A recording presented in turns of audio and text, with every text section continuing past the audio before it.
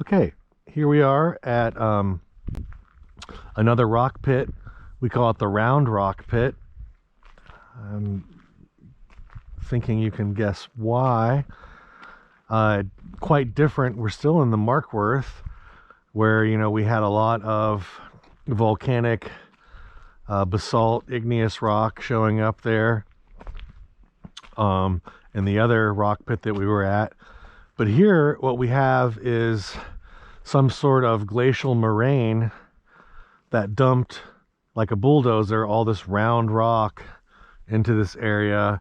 This quite possibly could be part of a large esker, which is a geologic term explaining kind of a drumlin, which is another term, which is like a glacial mound.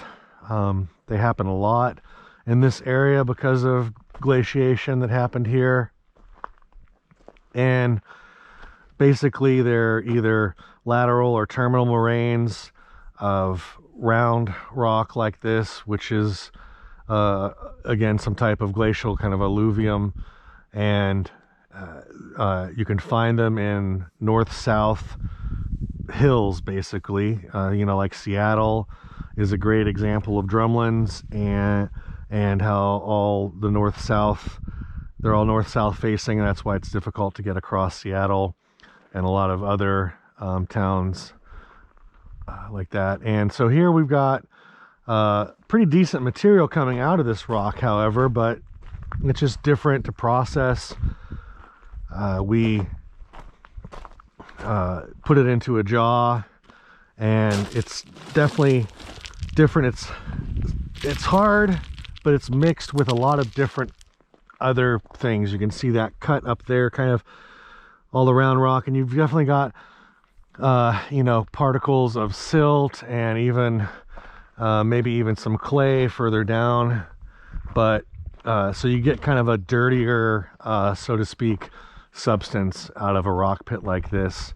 And but however, it's good rock. It's easy to deal with because you don't have to blast it with dynamite, and so you take out that whole process, which can be expensive and timely process. So if you can find an area like this in wherever you're managing land, it's not a bad pit to use as a crushed rock, or actually even ballast, which is what we put on roads below the surfacing.